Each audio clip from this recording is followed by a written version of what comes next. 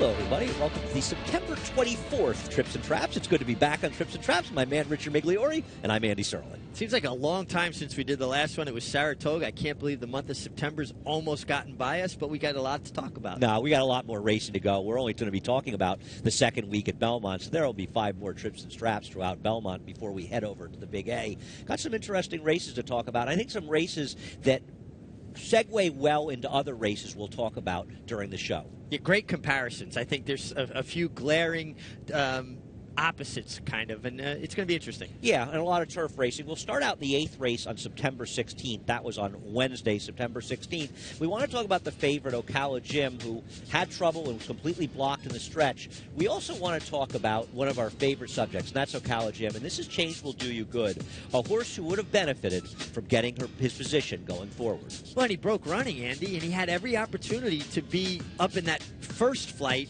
maybe just in behind the leader, basically where Ocala Jim wound up. But Ocala Jim does eventually get kind of shuffled in behind them. But wouldn't you rather be, if you're watching Change Will Do You Good, he's steadying, he's shuffled back, he's in the bridle, and at one point, Joe Rosario just gets tired of holding him. He can't continue to hold him, and he makes a middle move into the fastest part of the race. Yeah, and it's all because there was no sense of urgency from the start. And one of the reasons, it's like anything. If you see something about to happen and you warn somebody and they don't pay attention to you and it happens, it's even more frustrating. You're going to see right now what Richie was talking about is right now Change Will Do You Good is commencing the bid from the back of the pack, and the Green Silks has already gone up a couple spots. Ocala Jim, Irad Ortiz is just sitting chilly. He gets unlucky in here. We'll talk about that in the stretch. But we talked about this on Talking Horses, and we talked about it at the Prattle. Change Will Do You Good was a horse that would benefit from getting decent position in a race that didn't have a clear-cut speed. Now, it turned out a horse really went, but he could have been sitting behind XXX, who was going very slowly, and that's what set up this premature move. But did he really go? I mean, 25 no, he didn't and go. 49 he went to the front, but he didn't go fast. Well, exactly. And then Change Will Do You Good is making a move when they're going a quarter and 23 and change, when they started out in 25 and change, 24 and change, and now he's the widest. He's done the dirty work. He gets there like he can win, but now it takes its toll. And he only loses by a little over 2 lengths. This was a horse who, if he had been put in earlier position, he very well could have won this race. I'm not going to knock Irad Ortiz. The only thing I will say, and about Ocala Jim, is sometimes I think you're riding the favorite. You've got to be willing to get a little off the rail. And going right down to the rail top of the stretch, it's like you say, Richie, he did limit his options. Well, he limits his options, but I think his mistake was searching too much for that outside path when other horses are getting first run.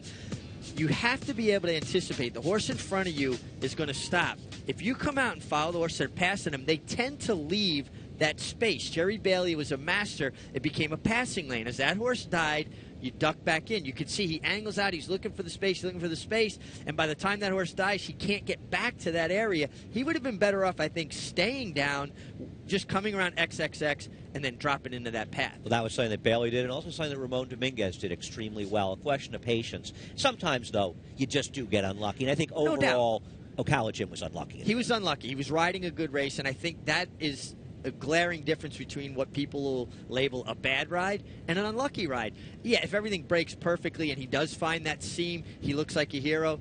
This time he looks like a goat. That's the jockey's lot in life. Yeah, but he definitely was unlucky.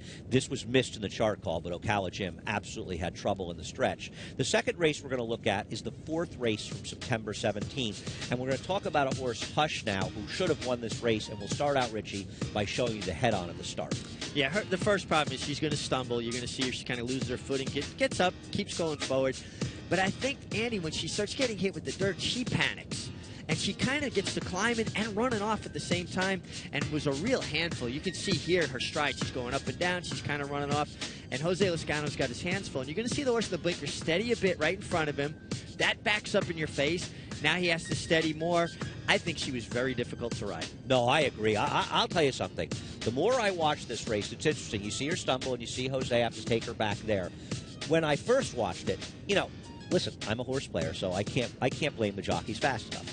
But you try to be fair, and I watched the replay right away of this race, and I didn't bet Hush Now. Mike Beer actually liked Hush Now, and that's one reason I was paying attention to her. I realized Jose actually, not only was this horse very unlucky, but I think Jose gave her a remarkably good ride, because not only did she have all this trouble in here, but he gave her a perfect ride throughout the trouble.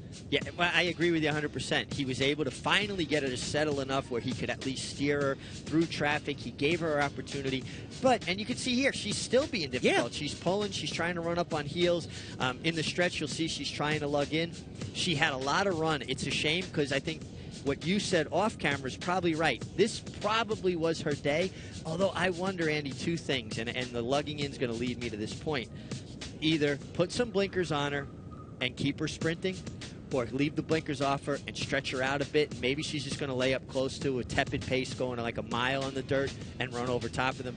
She's going to flatten out a little bit here, but I don't know if it was she flattened out or she lugged in a little bit and kind of lost her focus, because then she gets to run it again late. And keep in mind, this is a race that the two speeds ran around the track. It's essentially a merry-go-round race, and yet she made this big run after that early trouble. Now, this was a horse that started her career out in the dirt, took a lot of money in all three of her starts. I actually bet her in a couple of them. She ran very poorly.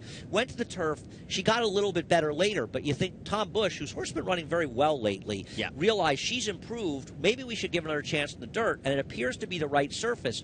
The question is, if she breaks cleanly, and probably the stumble's just bad luck, if she puts herself more in the race early, will she continue to be comfortable? Well, I think so, because I think she had to overcome so much, and they used so much more energy climbing like that and having to negotiate their way through traffic, steadying along.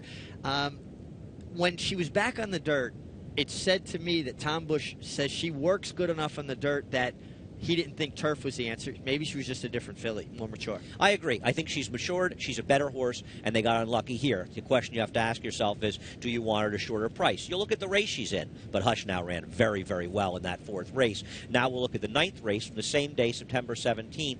We want to talk about a horse here, Super City, who, you know, the trouble at the start, it seems to have been pretty much her doing. Don't you think, Richie? Oh, absolutely. And the chart says she hit the gate at the start. She kind of brushed the gate coming out, and that happens a great deal. So she didn't break great, but she really didn't have any kind of a trip after that. And I mean, she wasn't beaten. I mean, only 6 lengths for everything, which I know you talk about turf. It's a lot, but it is a lot. But it seemed like she had a lot of run on her mind. As you can see, she's pulling Cornelia Velasquez into the race here. Now, obviously, she breaks cleaner. She's going to be in better position. But it just felt like maybe if there was a little more urgency to find a path in the stretch, maybe she would have finished a little better. That's a little bit what I was upset about. You know, it's interesting because I gave you this race as part of the race for Reps, and I wanted to hear your opinion. Then afterwards, I said to you, I like this horse, Super City. I have a thing for her. Is it sour grapes? Am I just frustrated, or do you think there's a reason to show it? And you felt there was a reason to show it, which to me said, I'm not just frustrated that I've lost a bet on this horse, because I think that she's been unlucky, but at a certain point, she may be a difficult horse to ride, but I'd like to see a rider have a little more confidence in her. Well, even right here, you know, Cornelio seems set on trying to keep her down in behind these horses. When the race is heating up at this point, she's pulled you into position. I think instead of trying to stay in behind that one horse, you've got to already start looking for your escape hatch. Where am I going to go? I know I've got a horse that seems like they have some run, and now, I mean, the race is essentially over. We're already, you know, to the 8th. Where's pole, she going? Right. And you know, unless you're going to sprout wings, you know, the die is cast, so to speak. Yeah, that's what I felt. I felt there was never a sense of urgency to try to get her into the race while the race was developing in front of her. And listen, she's running out of time with these turf sprints. She'll get one, maybe 2 more chances. I just feel like, you know, these horses sometimes, you know, you and I would talk about this when you were riding. Sometimes they don't look so good on paper, but they're better they look on paper. Give them a chance. Give Super City a chance. She can win. Well, you know, and it's a difficult thing, too. Speaking from experience, you've ridden a long time. You ride a horse that maybe is not taking you exactly the way you want him to take you, and you don't give them as much of a chance. Why do apprentices win on horses that pay $150? Because they give them all a chance. Because they're so excited to be riding that particular horse that they give them every opportunity, and also the horse feeds on that energy. Yeah, I agree, and I think Super City is a horse that deserves another chance. We'll see what happens. One last chance for her when she goes forward. Here's a horse in the next race we'll show, the 9th race from Friday, September 18th, named Lady Lucky. Now, we'll show you the head-on. She's the 8. Watch the 12 at the start, because the 12 is going to come in, and she is going to saw off everyone inside of her. The 9, the 10, both were unlucky. The 10 was a top Fletcher first-time starter.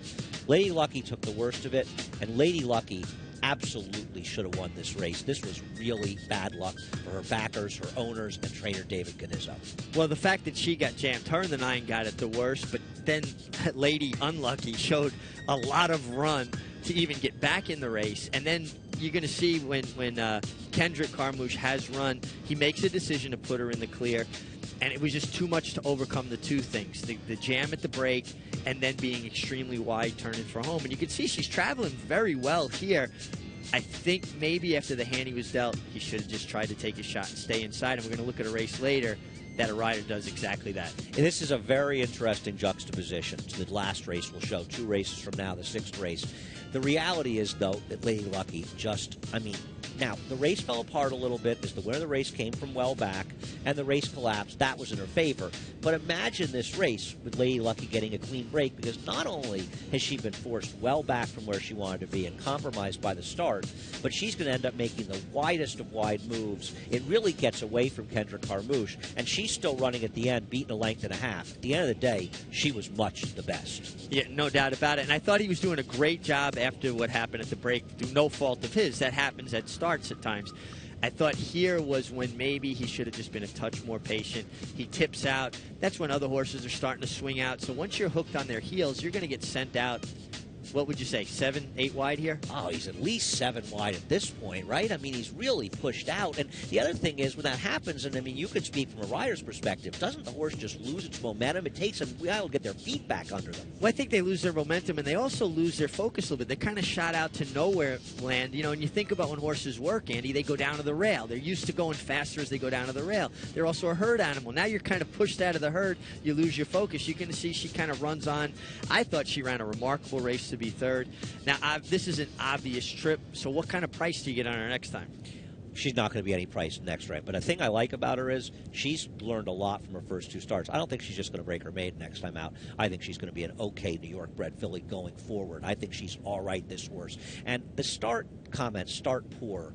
The start was fine. It's not the starter's fault what happened. The 12 came in and screwed up the start. There's a big distinction, and I think some of these start comments I've been seeing in the charts are patently unfair, and they're somewhat unfair to the starting crew who are doing a good job, and stuff is happening that is not their fault. Well, listen, I've ridden everywhere, all over the world, and our starting gate crew is second to none. They're the best in the world, from the assistant starters right to Roy Williamson, who is a terrific starter. So, yeah, you want them to get a fair shake. Things happen at the break that are well beyond riders' control and assistant starters and starters' control. Sometimes they are 1,000-pound animals. They will duck hard left or right. The only thing you ask from riders is they make an effort. I agree. And with the 12 in there, I just think that was bad luck. Bad luck. Just ducked in. Yeah. These are young 2-year-olds. They're young and they're crazy. The 5th race on Saturday, September 19th. Want to look at this race, and this is a race that featured a very slow pace, another merry-go-round race where the 1 was able to wire the field. The 6 of firsters, Ben Miracle, ends up running 5th with a bad start. Down here in the middle of the pack, we're going to show the horse. I'll circle it somewhere in like orange. You can see the horse is the 5 horse. There Goes Ben. Now benefiting from being somewhat close early, but made a big wide run in here and didn't run bad as a long shot for trainer Rudy Rodriguez. Well, you know, you can see that the There Goes Ben, the 4th place finisher, he finds trouble because he's a bit keen, but maybe if he had gone on a little bit, he might have been more in the position of where the 9 was or right in behind the 9. And you know, Angel Cordero had a philosophy about riding. He did not want to be behind horses that he was naturally faster than, because he felt like it took more energy out of his horse having to steady and fight them off a horse's heels. Why not just let them use their speed enough where they're clear, and now they're being efficient. You're closer, and you're using less energy. Well, you know, it's interesting you bring that up, especially for this race. And here's how far back the 6 Ben's Miracle, who will not be long winning one of these maiden turf races. Because the 9 is being strongly rated here by Corina Velasquez. Chris DiCarlo is the only one that showed initiative in this race. And it's another turf race here where the one guy that showed initiative was able to steal a victory where maybe he didn't necessarily ride the best horse. Chris was alert, and everybody else was too busy restraining their mounts early. I know that people sometimes get tired of hearing me say it, but the reality here, and here's the 5, I'm sorry, the 5 is moved up here. Ben's Miracle is all the way back here, and the 5 is Here Comes Ben. People are sick of me saying it, but I'm saying it for a reason, Richie, and I think too many people are making decisions before the gate opens, and you want to be open to make your decisions after the race lays out in front of you. Unless you have extremely explicit instructions that a trainer says, look, you have to do this, you have, because you don't want to lose business by absolutely understood. It's not always the riders. That's very fair. All right, but that being said, leave the gate going forward. Leave for position and then see how it pans out. Then if nobody goes, you're in the right spot. If somebody goes, now you're not going to be shuffled back. You can allow your horse to settle there. I mean, Chris had the luxury. Spin Cycle looks like the kind of horse that if you're not pedaling, he's not running. So you could put a horse like that on the lead, and he's going to rate himself. You don't run the risk of him getting rank. And he kept finding, and Chris has been riding terrific, by the way, since he's coming back off an injury. Out of this race, there goes Ben. Yes, had a tough trip, was keen. I didn't like his positioning. I think you want Ben's Miracle out of it because of just how green he was, breaking so slow and everything else. I totally agree, especially for a trainer, especially in these kind of turf races. Jimmy Ryerson does a great job, but his horses often need a race. He is going to be much better because he'll break more cleanly next time. It'll be a totally different experience. Well, a lot of time they need that one just to understand, oh, this is what I have to do. I mean, even with all the workouts you can give him, there's nothing like a race. No, and he'll get a lot out of that race. The last race we're going to show is the 9th race from Saturday, and this was another remarkably slow-paced race, though it appeared to be that on paper. We're going to talk about the 8-horse Sly Tom, who ends up third, beaten less than half a length. And I think this horse, and you had brought this up earlier in the show, is a good horse to talk about with Lady Lucky. Eric Cancel dealt a bad hand at the start. He took his best shot and hoped he'd get lucky. Well, you've already kind of been put up against it. You broke slow, you're behind. What are you going to do? Well, he does everything right. He's back here, and here's the horses that comprise the Exacta as long shots. Yeah, they run 1-2 around the racetrack, and like you said, big long shots. And let's give a lot of credit to both Chris DiCarlo again and Elvis Trujillo, who sensed that slow pace. Trujillo said, I got to put enough pressure on to keep him honest, because he would have never ran down Jay Gatsby. No, he wouldn't have. If he doesn't do that. But Eric Cancel showing maturity beyond his years. I've already gotten left. I'm up against it. What am I going to do? I've got to be patient. I've got to play the hand dealt me. And I've got to save every inch of ground if I have any chance to get there. And you know what? He nearly pulled it off. No, he really did. And yes, this is a race where I made some money, and I was lucky. This is one to remember where I was lucky, because not only did he get a very good ride by Elvis Trujillo, and listen, one of the reasons I liked him was I thought he was in a very good position tactically to race without much pace. But having said that, Sly Tom should have won the race. If Sly Tom breaks cleanly in here, I don't know any argument you could possibly make to say that he wouldn't have won this race. I agree with you. Where do you think he'd have been? He'd have probably been where the 6 horses right now, or maybe somewhere where the Shadwell horses. He's going to be in the race. He's not going to be using himself because the pace wasn't fast. All right, but he did get left. That's a fact. Things happen like that at the break. The fact that Eric Cancel was able to say, to reason it out and go. He's riding him to make sure he keeps up, too, on the backstretch. Exactly, but saving every inch of ground. No thought about tipping out, because a horse can usually overcome some adversity. You don't want to throw another thing at them to make them overcome. It's like I say, if a horse is wide on one turn, I want him to save ground on the other turn. Well, he got left, so now he's got to save every inch to try to make Imagine where up. He would be now. He'd be back here if he had tried to go around the field instead of where he is. He'd have wound up 7th or 8th. Yes, he would. No doubt about it. And the fact that he was able to save all that ground. And you can see, usually the horse on the lead, when a horse comes from the outside, the rider will go left-handed and come out to him. Young riders have to anticipate that move, because the rider on the lead is trying to keep his horse competitive. So when you're watching, you're waiting for that move. Let him pull a stick to the left hand. They're going to spread the fence. I'm going to get that spot, because their sole focus is fighting this horse off, and you're anonymous in there.